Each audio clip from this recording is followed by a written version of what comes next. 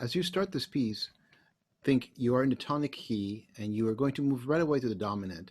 You have two tonic chords. You're going to crescendo in the process of getting to the dominant and then actually take a step back as you come back down to the dominant, right?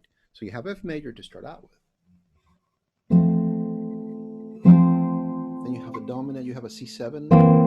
Doesn't look like a C7, right? You have 1, B flat, so the C, B flat, and E. It really is a C7 chord, it's just inversion, right? And then you come back, right? So.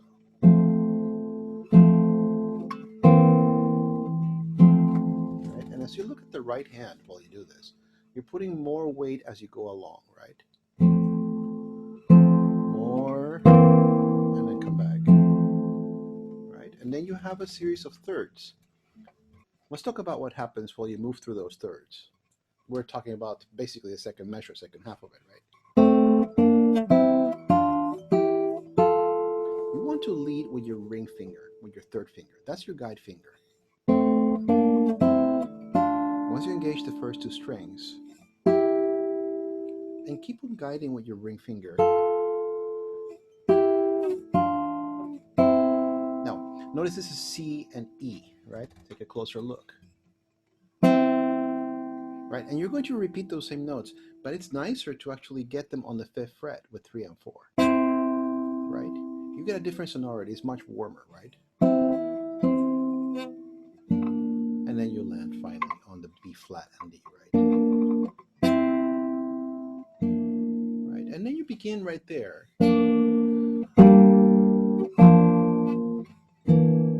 Right, and as you land here, let's take a different view from it.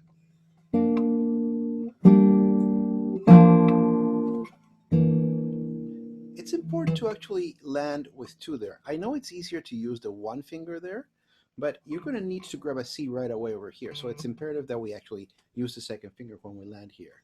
So 2, and then while you're holding that E there, you notice that you still can hear it, right? And now you have that E, you have a B flat in there, but you have a D in here, right? And so it's ambiguous, but in a way it's starting to hint at that D maybe being a suspension that is going to lead you to a C, and you have the dominant again, right? You have a C7. So let's take a look at what happens. You landed here. We have to use 2 for that E because we need to grab the C that we were talking about on the 2nd string, 1st fret, right? So using 2,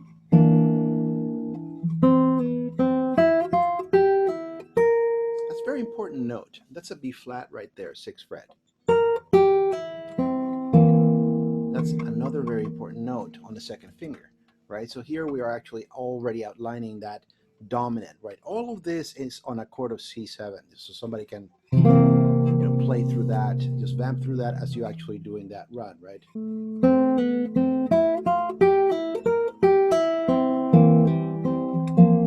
Now that feels like it's something else, and then it arrives on the tonic, right? So we make our way back after that run to the tonic. So it's just a very long way for Sor to say, I am playing around with the tonic and the dominant, right? When you interpret music, you always want to make sure that the dominant has much more presence than a tonic. Let's talk about how far we've gotten. We made it all the way to the end of the 1st measure on the 3rd system. Now we're actually going to get a combination between thirds and then sixths, right? We have a double hammer-on. Notice how together my fingers are there on the left hand, right? Right? They really are together as a unit, and they're working like a hammer. So this time, guitar nomenclature really works, because it is a hammer, right? And now let's take a look at what happens in the right hand, right? So first is I and M, index and middle for the 2nd and 3rd strings. Then comes the hammer, and then I use the index and ring. The index grabs the 3rd string, and the ring is going to grab the 1st string.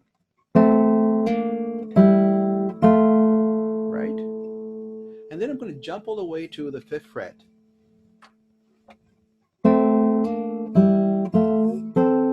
Right? And I bring this operation that is what I call half stacked. They're stacked, kind of.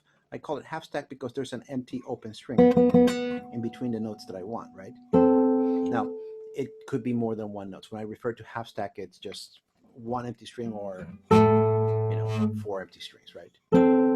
Right, so we start from that. Right, now the G here is very important because I'm going to pull off from that. I'm getting to an A and an F that is kind of hinting at a tonic, and then the G is the last remnant of the dominant, right? That implies a C7 chord, right? And then I pull off the pinky, right? But be very careful when you pull off, because the term pull off it's really a misnomer. It's not the best name for it because people think pull off, and you don't get much sound out of that, right? If you're lucky, you get, but it doesn't matter how hard you pull your pinky out, you're not going to get much sound. Pull down is a better name for it, but of course everybody in the world calls it a pull off, so we go with that. But remember, the action, the technical action, is moving your pinky down, or whatever the pulling finger is. And you have to be very gentle because you don't want it to do, right, over exaggerate that.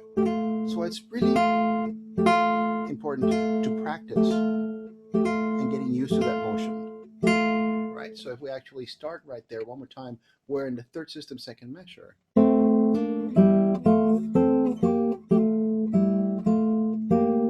And now here, this is an important arrival, right? We get to the C, right, and that brings us to the tonic, to the dominant, sorry. Right? So it's around playing with the dominant of it.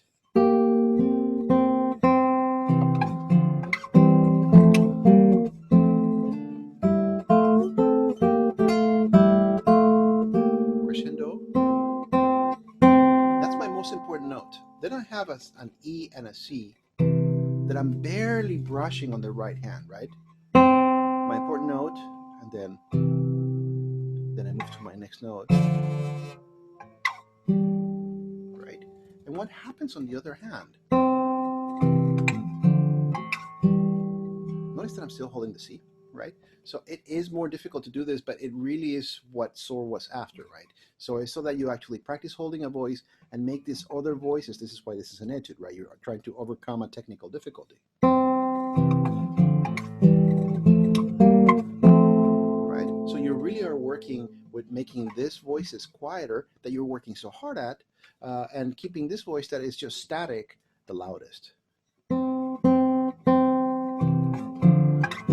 Right here you hear the C again, right?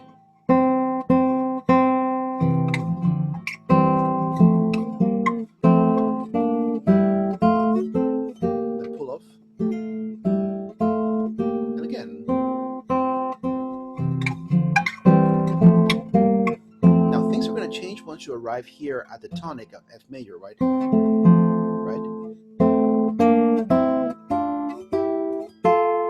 Here we're using 1 and 2. Remember that we used 2 and 3 before? Now it's 1 and 2. Why? So that we can use 2 and 4 over here, and we have 1 ready on the first string and 3 ready for action to jump over to the 8th fret, right? And then 2 climbs over, so you're grabbing that F on the 3rd string and you're grabbing that A here, and then you're going to pull that back so that you're in 8th position, 1, 2, 5th string with 3, right? And then you're going to move all the way to 6th position. It doesn't look like it's a lot, but it really is important to lead with your left hand, your left hand wrist, right? Notice how I moved like that, right? Now, and a little bit of an interpretive figure that is going to help you technically. If you actually act like you're losing steam as you're coming here, it helps you with the setup in first position with 1 and 4.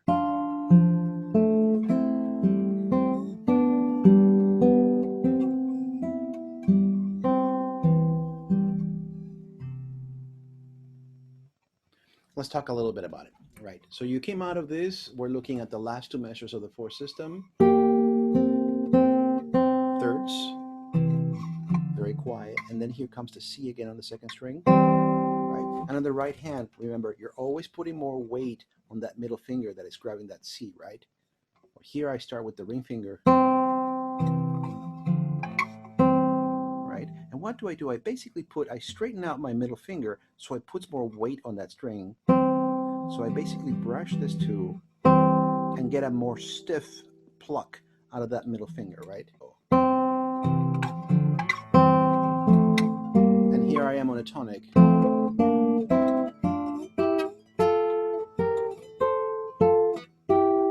grab the 5th string, move over to 6th position, index and middle, grab the 4th string, and I'm running out of steam, 5th position, and then I'm going to jump over to 1st position. And I'm not disguising it. I'm using a little bit of the side of my nail to make the sound a little bit brighter, right?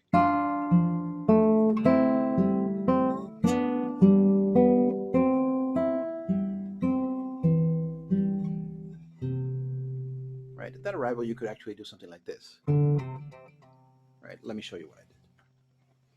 Right, let's take a look at that from this point of view. So here's the run.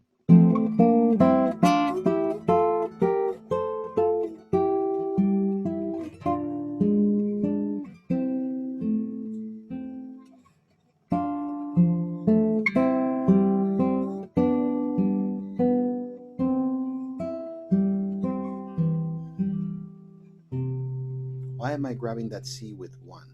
Because there is a repeat, and there's a chance that on the second time around, I might do something like this. Right?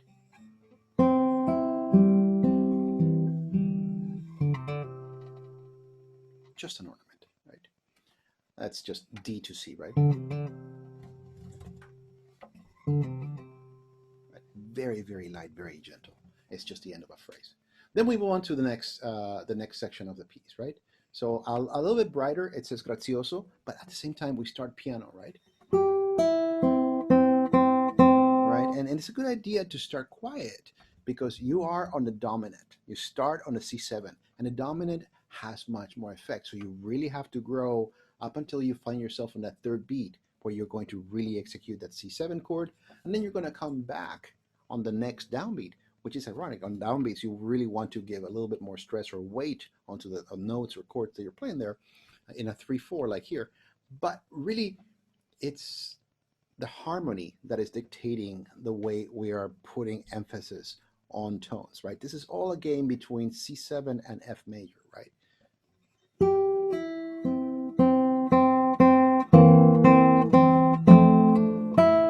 Then I shift to 3rd position, pull off. Pinky grabs the 2nd string to grab the F, and then 1, hammer to 3, and then pinky pulls the B flat to the G, and I give it a G bass, right? Right.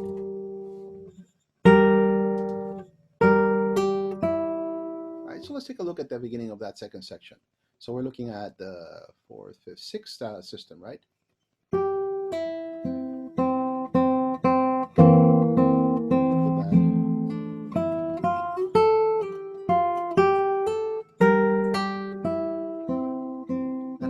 Purpose, I actually pull back because I'm going to find myself leading on to a dominant, right? So here go again. And then here I arrive on a tonic, so I pull back. Again a downbeat, and again I'm pulling back, right? And then I have chromatics, which also are a very good giveaway of growing in volume, right? So you have to start quiet. Crescendo, remember, means piano, right?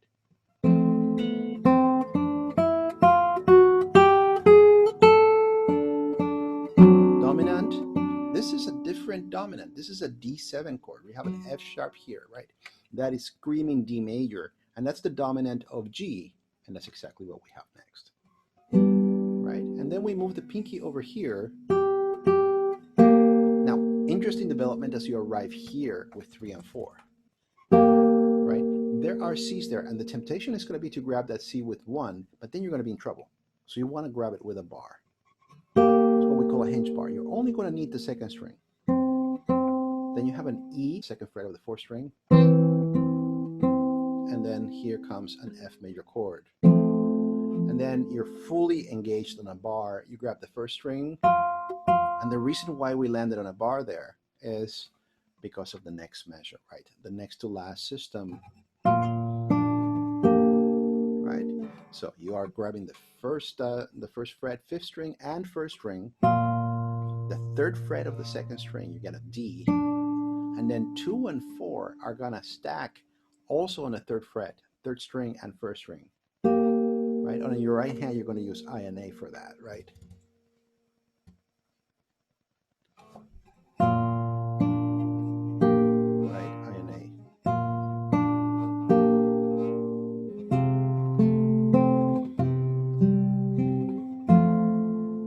So let's walk back a little bit. Let's look at the second system of the second section, right? The last three systems.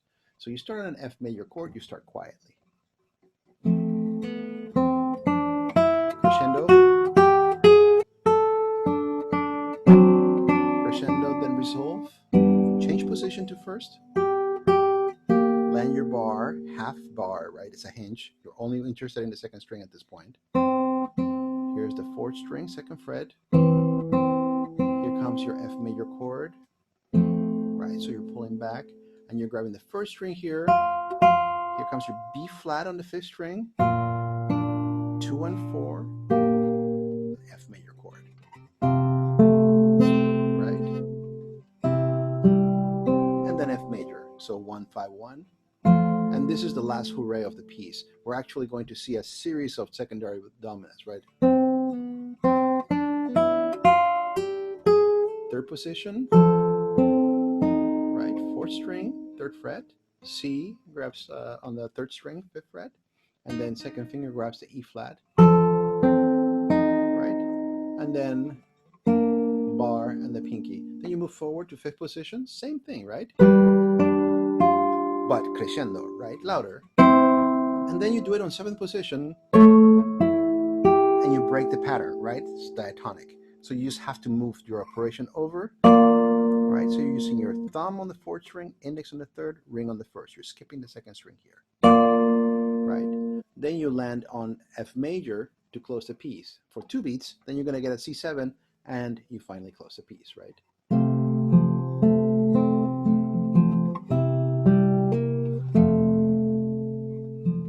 That hammer-on with the pinky is a bit treacherous, right? Okay, let's play through the piece.